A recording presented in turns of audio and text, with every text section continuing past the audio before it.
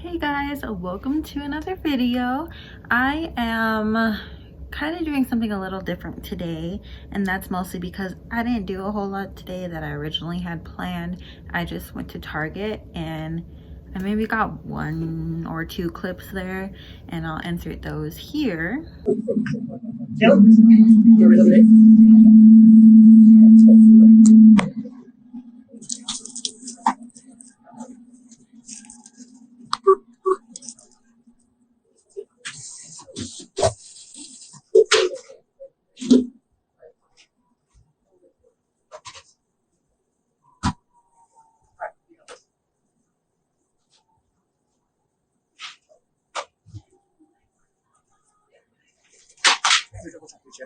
Thank you.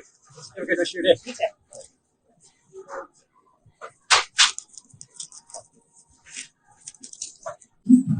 So we're at Target right now, just getting some things. It's my mom's birthday tomorrow, and I have a gift card.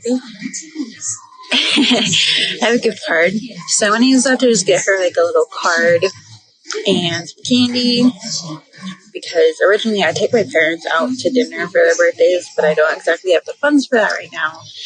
So that's something I want to do when we get paid again. So for now, I'm just getting something small with what I do have funds for. And we're also getting some necessities. But right now, my husband and cousin are distracted with games. This is what happens when you bring boys to Target. And then here's Jaxon just chilling. And baby is chilling right now. So it is the day after Halloween. That's exciting because one, candy goes on sale. November is like my favorite month. Kid keeps shaking my hand. November is like my favorite month because it's my mom's birthday. It's a month of sales and Thanksgiving. It's just all exciting. So it's my favorite month almost, next to Christmas and my birthday. But yeah, we're just gonna be shopping around here for a bit. What do you want? You can only choose one.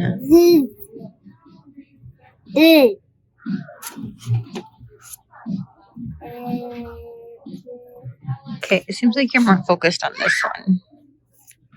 Do you want that one?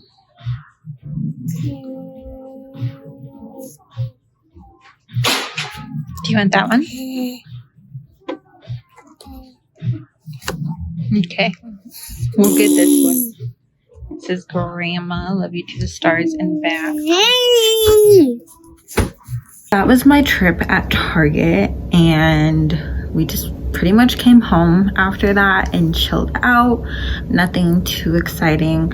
So since I didn't have a whole lot of footage and I am trying to upload daily, I did want to sit down and talk about my son Jaxon, who is going to be 2.5 on November 15th. He has a lot kind of going on his background, and if you don't know me personally or follow me on my other socials, you don't know a whole lot about what's going on with him and kind of where he's at. Like I did mention in yesterday's video, he is developmentally delayed, so he does go to therapies. When he was first born, he was in the NICU for about a week, and then he did get sent home on oxygen. One, because we do live in Colorado, so the altitude kind of messes with babies sometimes, and 2, because he did have some oxygen problems in the NICU.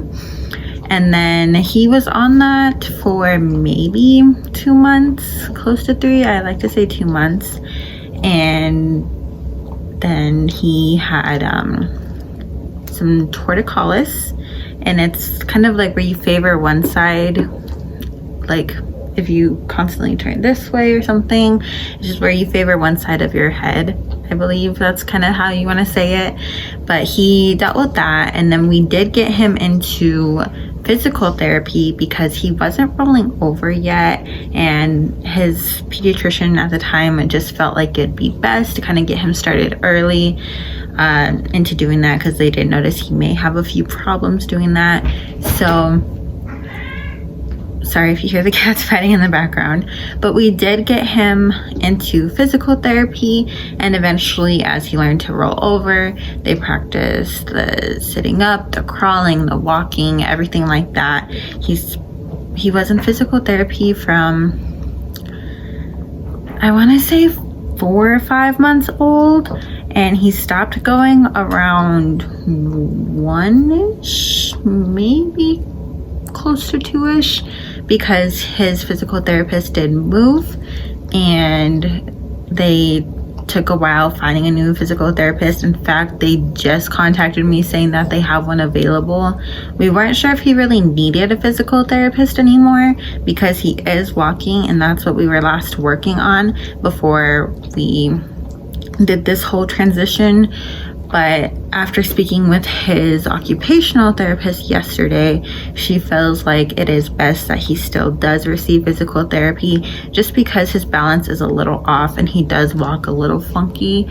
So they just think that it is best that he still gets that looked into, and if for any reason the physical therapist doesn't see a need of it, then she could just let us know and we no longer have to do it. But for now, it'd probably be best to go back in.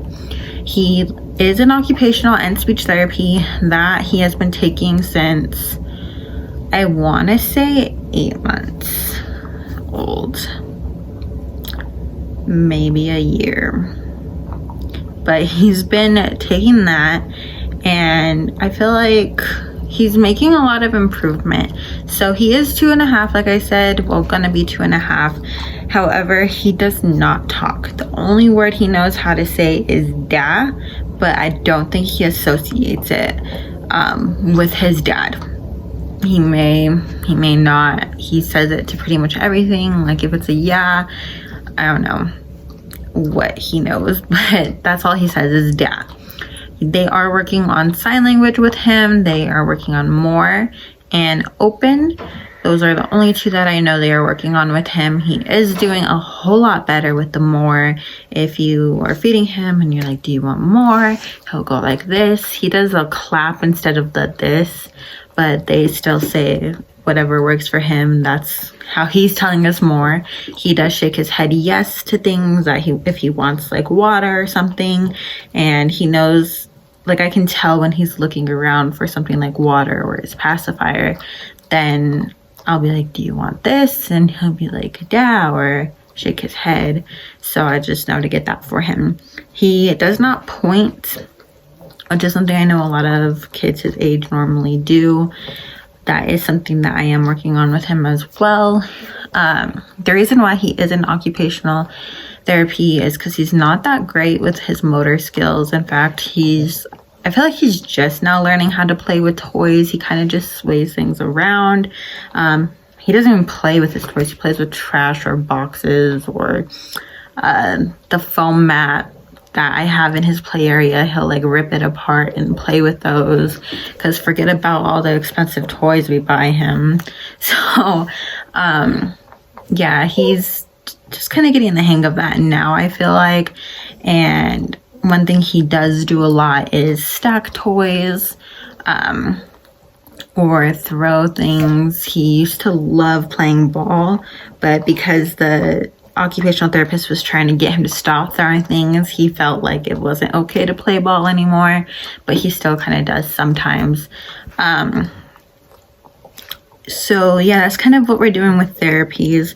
Something that I have been talking to his therapist about is an autism evaluation. This is something that we've been talking about for a while now, pretty much since he was, I believe, 6 or 8 months is when I brought up the concern, and when his physical therapist brought up the concern as well.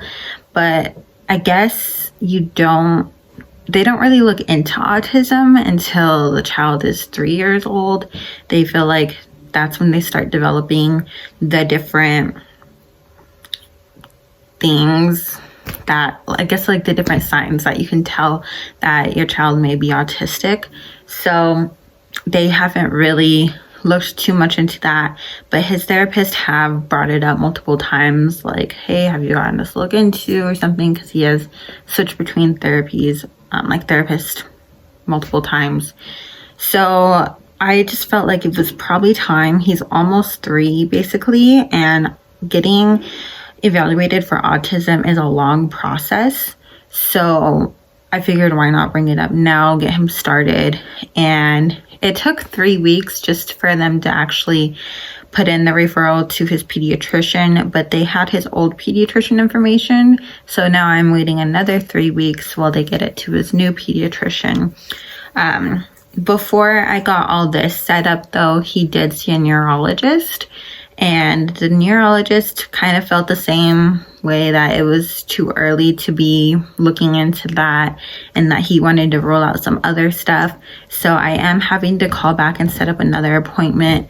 About, I don't know how long ago, maybe 6 months ago, he's like, we'll bring him in then. If he's not saying more than the one word he has been saying, then we'll do this other test to kind of, I think it's like genetically, see if it's a genetic thing. So, I mean, I'll still get that done, but at the same time, I do want to look into this autism evaluation just to kind of speed up the process, because I feel like it'd be nice to have some answers and be nice to know some ways that I can help him learn things or just understand better of how he's learning things and everything. A couple things that he does do, if you, in the future, if you see him in vlogs and stuff, you'll see him kind of do his stimming, which he'll like have his hands and he'll go like this and like go like all that jazz. So that's what they call stimming. He does that. He, I don't know, he like scrambles around things. He doesn't, there's just kind of a lot of signs that added up. I couldn't tell you all right now, but I just know that something's a little off and he's his own sort of uniqueness, and I just want to understand that better, because it's been 2.5 years almost, and I'm just ready to help him in the best way I can and understand him the best way I can. Another thing that you will notice in our vlogs is you may see him wearing these sleeves a lot. It's like white and blue striped sleeves that cover his hands. The reason why he does wear that is because he does suffer with eczema, and he doesn't understand what no means or stop. So he will do it to the point where he scratches at his eczema and he makes himself bleed really bad. And so we just feel like it's safer to have him in those when we're in the car, or just when we're not going to be able to attend to him quickly, like if I'm attending to his brother, or he's in his play area or something. He does know how to pick up things with the sleeves, even though it doesn't have like things for his fingers. It's just like little mittens over his hands basically. He knows how to navigate through it, so I'm not too worried about that. But we do still allow him time without the sleeves, so that way he gets used to his hands as well. And you can tell that he enjoys having his hands, but just for safety concerns, we do have the sleeves on him until the eczema gets better, which we are seeing a dermatologist for. We've tried multiple things, and it's kind of a back and forth thing. He gets better, then he gets worse, then he gets better, and he gets worse, and it's just going back and forth. And right now, it's in a pretty bad situation. He has it on his wrist, he has it on the back of his knees, he has it on his ankles, the side of his stomach. He has it all over his face. You'll be able to see it in vlogs too, where it looks really dry and rough, like right here, and that is his eczema. I mean, he still kind of rubs with the sleeves, so it's not really helping. Something we have to do is keep band-aids on him, but then he just tears them off, and it's just this whole situation. So yeah, I just wanted to bring up all that that you may be seeing in vlogs going further, just kind of address all of that. And now you guys know why he's going to therapies and any other appointments we go to. Pretty much ever since we've had him, he's kept us busy with appointments, and I don't mind. I just want to do whatever's best for him and make sure he's getting the help that he needs, and just being there for him and learning more about him and the way he thinks, the way he plays, and all of that. So if you have any questions about him, I'll be happy to answer. But that's just kind of all I can think of off the top of my head right now is what he's going through, and kind of what I know are some things that may be asked later on, or some things I do know what people wonder. He's not in daycare since I am a stay-at-home mom. He's not really around a whole lot of kids. I do have friends with kids, but it's kind of difficult to have him around other kids because he doesn't know how to act. And I know that's an important part. Like, you have to put him around kids so he can learn how to act. But sometimes I just don't feel comfortable doing it because he does hit, and I feel like extremely bad when he hits other people's kids, and I'm just like, oh my God, I'm so sorry. Like, a lot of people don't understand that he doesn't understand no, and that he doesn't understand stop or not to hit or have nice hands. It's something that we are working on with him. So I do my best to have him around kids as much as I can. But there's only so much I can do. Daycare is an expensive thing to place your kid in. I do try and go to some kid events so he can kind of experience the kid atmosphere. And he's intrigued by kids. He loves other people, but it's just for the safety of the other kids. I want to do my best to protect them as well as protect my son. And like I said, I'm still trying to understand how to go about all of this. Another thing, I want to express something that just kind of upsets me that I experience every Halloween since he's been born. This year was his third Halloween. And I mean, for his first Halloween, he was a baby. He can't really do much anyways. But for his second Halloween and his now third Halloween, a lot of people expect him to say trick or treat or expect him to say thank you. And they don't kind of comprehend that he can't do that. And we went to this event yesterday that ran from like 2 p.m. to 8 p.m. or something like that. And they said that the 2 p.m. to 3:30 p.m. Time slot was for toddlers, and it was sensory friendly. So I felt like that would be a great place for Jaxon to go. They would understand that he may not be able to say trick or treat and that he may not be able to do certain things. But they didn't advertise it correctly, because when we went there, they expected him to play games and actually like do good on a game to get the candy or something. And I just feel like that's not right. Some kids just can't. They don't understand to do that. And you can tell like that the people are kind of getting frustrated because the line's building up and they're just trying to hurry or something. It's not every kid can say trick or treat. Not every kid can participate in a game. And I feel like if you're going to advertise something as sensory friendly, then you should not push a child to do that, because they just can't sometimes. And I feel like that's something that they should understand. And I did see like post about the blue buckets, about how that represents autism or sensory issues or anything like that, and how they shouldn't have to carry around blue buckets to get free candy or anything. And I completely agree, because you shouldn't have to put out there that you're a different type of person to get free candy, and people should just be more understanding. If you can't say trick or treat, oh well, I can, and I will say it for my son, or my husband will say it for my son. And that's what my husband does, because I just feel awkward doing it for him and just approaching it. It's something that I struggle with. So my husband's the one that does the trick-or-treating, takes him around to get the candy, says trick or treat, says thank you, and all of that. And a lot of people are understanding about it, a lot of people aren't, and their cup of tea, whatever. But I don't know, all of this is something that I'm honestly still struggling with. It's hard to picture that your kid's gonna be one way, but they're a whole unique person. Everyone is different. Everyone learns differently. Everyone just does things differently. And I've accepted that, but it's hard sometimes seeing things that your kid can be left out on, or just seeing things that your kid could be bullied on. Just thinking about him getting older and how some kids may not understand his uniqueness.